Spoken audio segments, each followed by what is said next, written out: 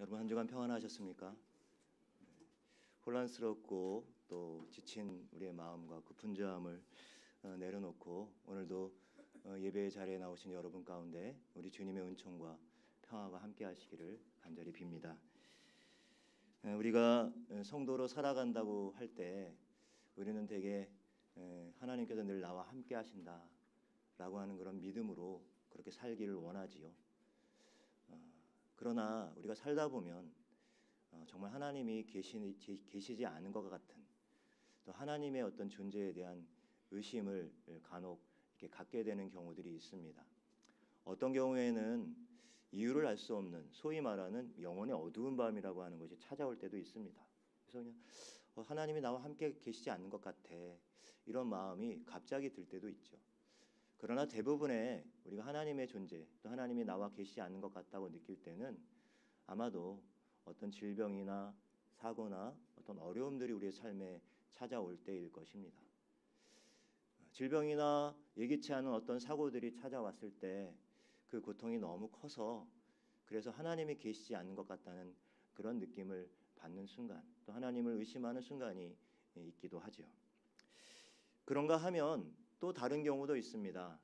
그것은 세상이 악하고 불의한 일들이 자꾸 일어나는 것들을 볼 때, 특별히 악하고 불의한 일들을 행하는 사람들이 오히려 정직하고 성실하게 살아가는 그런 사람들보다 더 잘되고 더 번성하고 더 잘 살고 또 행복하게 살아가는 그 현실을 보게 될 때 하나님이 정말 계시는 걸까? 하나님이 어떻게 이러실 수가 있지? 이런 마음이 생기죠. 속에서 불이 나고 때로는 분노가 나고 또 원망과 불평에 휩싸이게 되기도 합니다. 요사이 우리나라 사람들, 특별히 우리나라를 지배하는 보편적인 감정은 아마도 분노일 것입니다. 사람들이 다 화가 나 있어요. 물론 그 분노의 주된 원인은 또 정치적인 성향에 따라 다르기도 하고 또 어떤 주관적인 어떤 자신의 경향에 따라 다를 수 있지만 그 어쨌든 원인은 세상이 불공정하다거나 세상이 불공평하다고 느끼는 데서 오는 것 같습니다. 정직하고 성실하게 살아가는 사람들보다 적당하게 불의와 타협하고 시류에 편승할 줄 아는 사람들이 더 잘 산다, 더 잘 번영한다. 그런 데 대한 어떤 생각들이 우리로 하여금 분노하게 하고 또 세상을 향해서 불평을 쏟아내게 하고 있죠. 악인이 잘 되거나 높은 자리를 차지하거나 행복하게 살아가는 그 모습들을 볼 때 사람들은 분노하고 원망하고 또 불평하게 됩니다. 어쩌면 이것은 당연한 것인지 모르겠습니다. 그런데 오늘 우리가 묵상의 숲길 7번째 시편 37편에서 만나는 시인, 역시 이 시인은 다윗이겠죠. 이 다윗은 그러한 상황 가운데 있을 때 분노하지 말고 속상해하지 말라고 말합니다.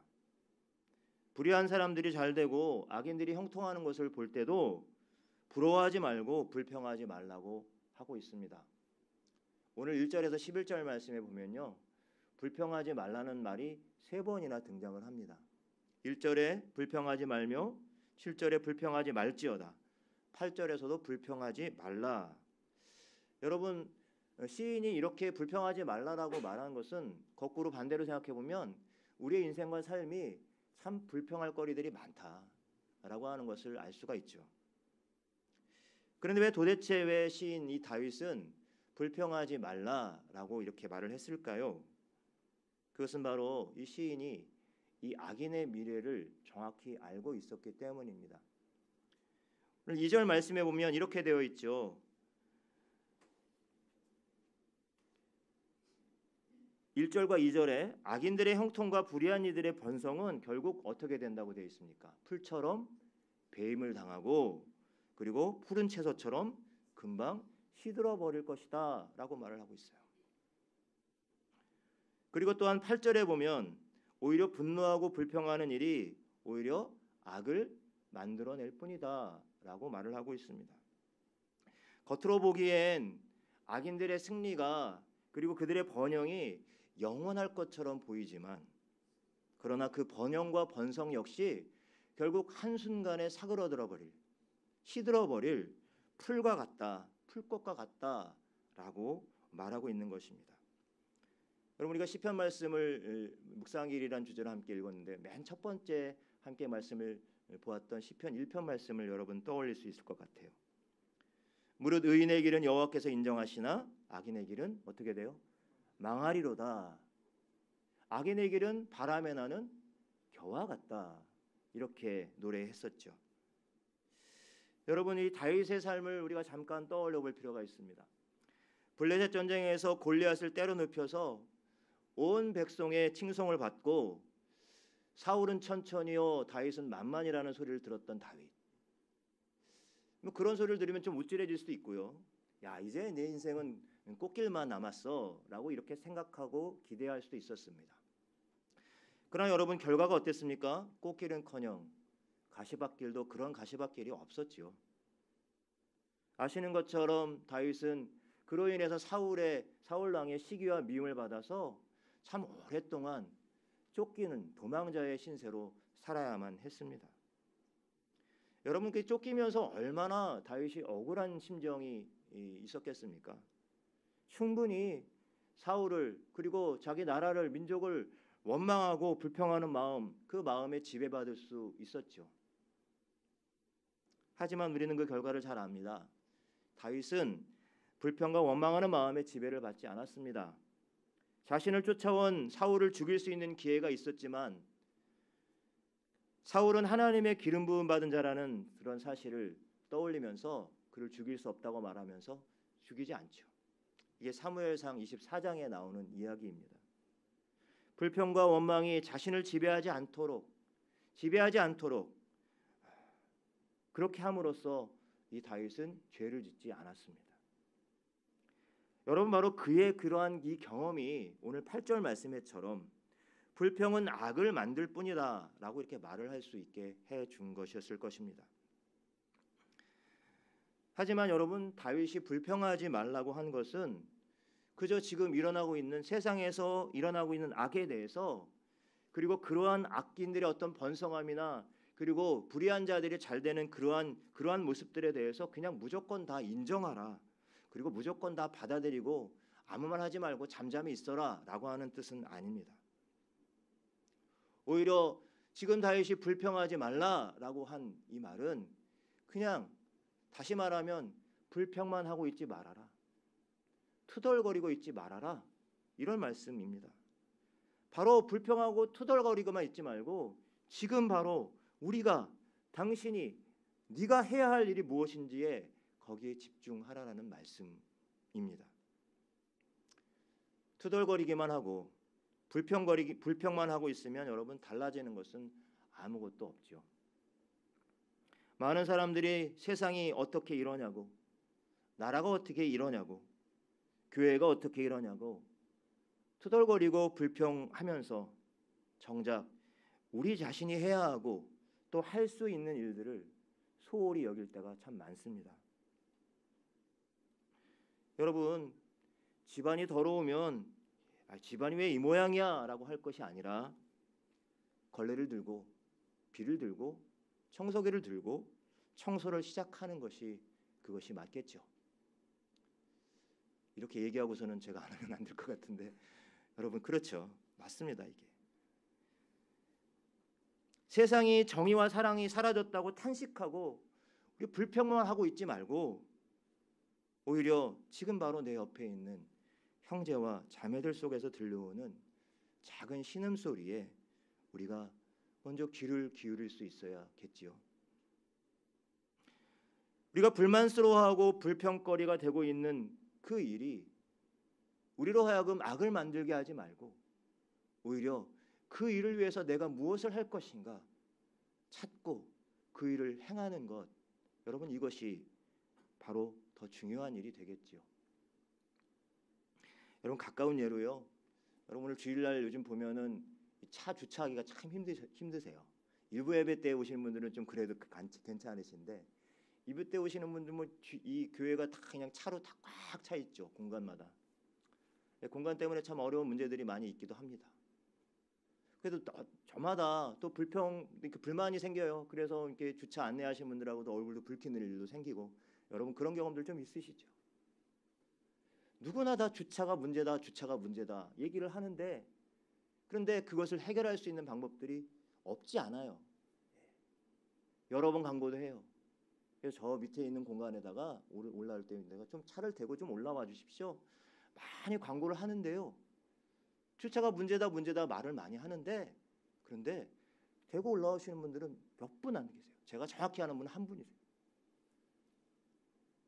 저도 주일날은 오전에 이제 버스를 타고 저는 옵니다. 물론 가족들이 차를 갖고 오지만 가능하면 거기다 놓고, 대부분 거기다 놓고 올라오도록. 그리고 한번 2부 예배가 끝나고 나면, 그러면 좀 차가 좀 빠지고 나면 다시 갖고 가서 좀 올라오게, 이런 방법들을 택하기도 합니다. 여러분, 사실 이게 참 작고 소소한 일인 것 같지만, 바로 이렇게 눈에 보이는 일들부터, 내가 해야 하고 할 수 있는 일부터 소홀히 여기지 않고 성실함으로 감당하다 보면 우리가 소모적인 그런 불평과 원망으로부터 우리가 벗어날 수 있지 않을까요? 그러면 그러한 일들을 통해서 점점 더 우리의 주변이, 우리가 살아가는 공동체가, 우리가 살아가는 세상이 조금 더 정의로운 세상으로, 좀 더 살만한 세상으로 변화될 수 있지 않을까요? 하지만 좀처럼 우리의 현실은 이러한 투덜거림과 불평으로부터 자유롭지 않은 것이 사실입니다. 왜 그렇습니까? 우리들 자신이 주어진 삶을 그냥 있는 그대로 받아들이고, 그 속에서 내가 해야 할 일, 자신이 해야 할 일을 묵묵히 감당하는 일이라고 하는 것은 사실 결코 쉬운 일이 아니기 때문입니다. 그런 이유에서 오늘 시인은 바로 이러한 불평과 원망에서 벗어나는 비결을 우리에게 알려주고 있습니다. 여러분, 오늘 본 말씀 여러분 읽으셨지만 이 말씀 속에 아주 간단한 진리가 나와 있어요. 여호와를 의뢰하고 선을 행하라. 여호와를 기뻐하라. 내 길을 여호와께 맡기라. 계속 이러한 비슷한 말씀들이 반복되고 있어요. 무슨 뜻입니까? 한마디로 여호와를 의지하고 신뢰하는 것이 바로 불평으로부터 벗어날 수 있는 비결이다라고 이야기해주고 있는 것이죠. 여러분, 이것은 다윗이 그냥 말로만 하는 이야기가 아닙니다. 아까 다윗이 골리앗과 싸운 이야기를 잠깐 언급했는데요. 여러분, 이 이야기를 여러분 잘 아시죠? 근데 여러분, 이 이야기를 하나님의 관점에서 잠시 들여다보면은 우리 흥미로운 사실을 발견하게 됩니다. 블레셋과의 전쟁에서 이스라엘 백성들과 이 사울 왕은 골리앗이라고 하는 그 엄청난 장수 때문에 지금 막 골치를 썩고 있었어요. 그런 가운데 한참 이 싸움에서 밀리고 있을 때 아마 이스라엘 백성들과 또 사울 왕의 마음 가운데는 이러한 불평이, 이러한 불만이 있었을 것이에요. 왜 우리나라에는 저런 장수가 없는 거지? 하나님, 왜 우리나라를 이렇게 어렵게 만드시는 거야? 이렇게 불평하고 불만하고 원망하고 있지 않았을까 싶어요. 그런데 여러분, 그런데 하나님께서 이렇게 불평과 원망 가운데 땅이 꺼져라고 탄식하고 있는 이 사울과 이스라엘 앞에 어떤 일을 벌이세요? 소위 요즘 아이들 말처럼 슈퍼 울트라 짱급 그런 장수를 보내신 게 아니라 누굴 보내요? 보잘것없는 시골 목동인 다윗을 보내요. 그 다윗을 내세워서 그 눈앞에 있는 절대악의 상징인 골리앗을 상대하게 하고, 그리고 하나님의 그 싸움에서 승리하게 함으로 하나님의 의를 드러내세요. 다윗이 물매를 던져서 골리앗을 무너뜨렸다고 하죠. 그럼 물매에 놀라운 능력이 있는 게 아니라, 물매라고 하는 것은 다윗이 의지할 것은 아무것도 없었다고 하는 것을 의미하는 거죠. 다윗은 무엇을 의지해요? 너는 칼과 단창으로 오지만 나는 누구의 이름으로? 만군의 여호와의 이름으로 나는 내게 나간다라고 선언하고 나가지 않습니까? 그런 의미에서 다윗은 바로 믿음의 사람이고, 다윗은 하나님만을 의지했던 사람이에요. 골리앗과 같은 그러한 절대악이 막 집어삼킬 것처럼 그런 상황 가운데서 다윗은 주님만을 의지하며 나갔어요. 다른 사람들은 다 원망하고 다 불만하고 있었을 때 다윗은 하나님을 의지하고 나갔다는 것이죠. 다윗은 그런 믿음의 사람이었던 거예요. 어떤 목사님의 글에서 믿음을, 여러분 이게 정확한 그런 뭐 꼭 맞는 말은 아닐 수 있는데 흥미로운 말이에요. 믿음을 믿심이라고 그렇게 정의를 내린 분이 계세요. 믿심이 뭡니까? 한자로 보면 저력, 가장 밑바닥을 받치고 있는 힘. 예. 믿음은 믿심이다, 이렇게 표현을 하셨더라고요. 믿음의 사람들은 어떤 상황 속에서도 그 중심이 하나님께 연결되어 있기 때문에 흔들리지 않는다는 거예요. 때로 좀 비틀거릴 수 있고 흔들리지만 넘어지지 않는다는 거예요. 오뚜기처럼 탁 일어나는 거죠. 여러분 잠언 24장 16절 말씀에 보면 이런 말씀이 나와요. 대저 의인은 7번 넘어질지라도 다시 일어나려니와 악인은 재앙으로 말미암아 엎드려 지느니라.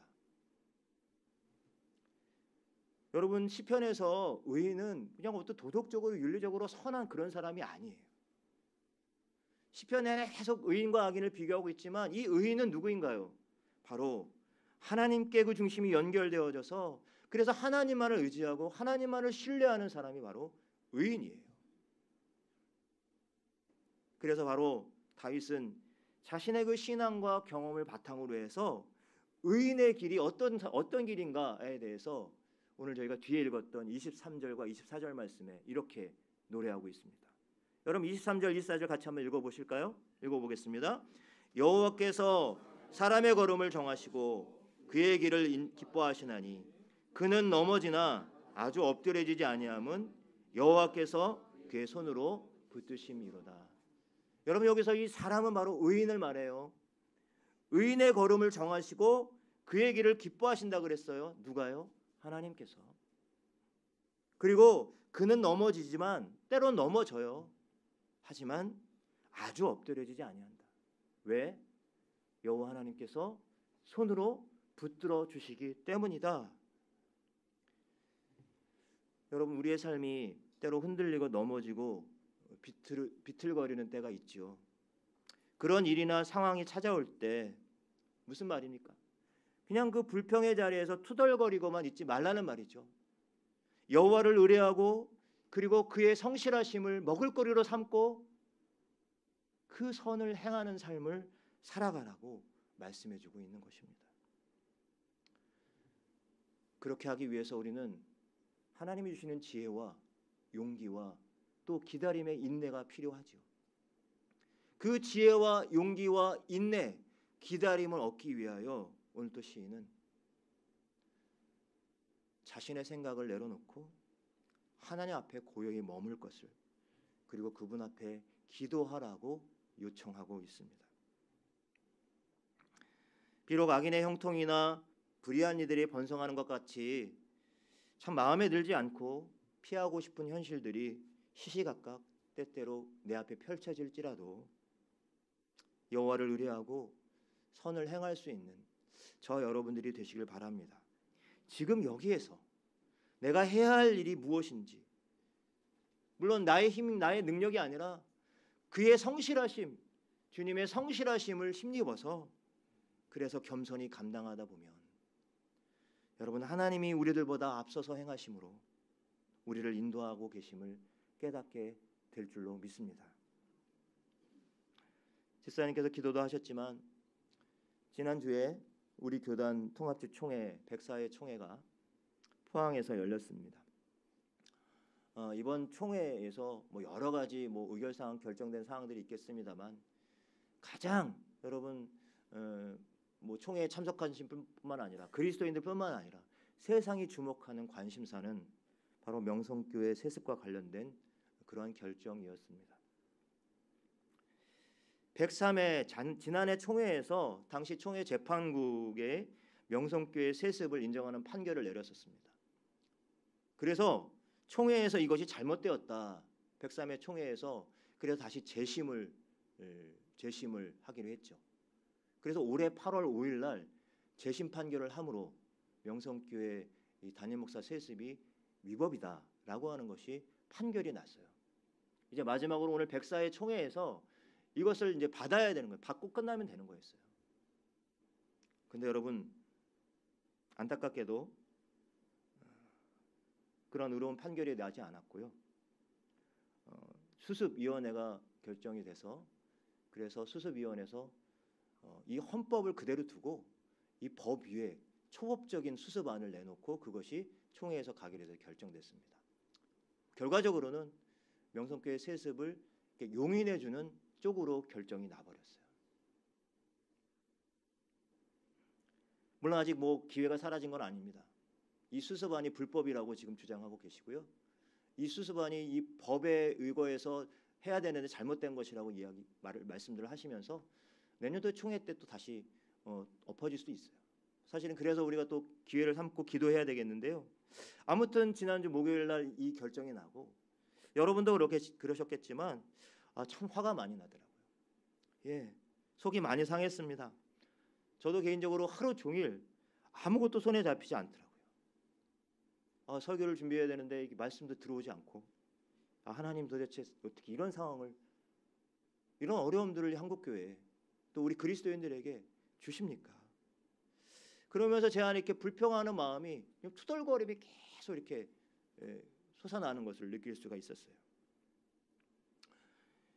그러고 있던 차에 다시 좀 정신을 가다듬고 오늘 저와 여러분이 읽은 이 시편 37편 말씀을 읽고 또 읽었습니다. 근데 말씀을 읽는데 계속해서 이 불평하지 말라라는 그 문구가 계속 크게 자꾸만 들어오는 거예요. 악인의 형통을 부러워하지 말라고. 머지않아 저들은 베인 풀처럼 오그라들고 그리고 꽃처럼 시들어 버릴 것이라고 분명하게 말씀하시는 것이었습니다. 10절 말씀에서도 영원히 갈 것 같지만 잠시 후에는 악인이 없어지리니 내가 그곳을 눈을 크게 뜨고 자세히 살펴봐도 없을 것이다라는 말씀이 명확히 들어오더라고요. 무슨 말씀입니까? 이 말씀들은 악인들이 승리한 것처럼 보이지만 결국 하나님께서 직접 그 불의를 꺾어버리시고 그리고 하나님의 의를 세우시겠다고 하는 말씀 아니겠습니까? 그런데 그냥 뭐 투덜거리고 불평만 하고 있으면 변하는 것이 뭐가 있겠느냐는 거죠. 이 말씀은 그렇게 불평하고 있지 말고 그렇게 소모적인 그런 일에 신경 쓰지 말고 바로 지금 네가 해야 할 일을 하라라는 말씀. 그의 성실하심을 먹을거리로 삼고 네가 해야 할 선한 일을 하라는 말씀이었던 것이죠.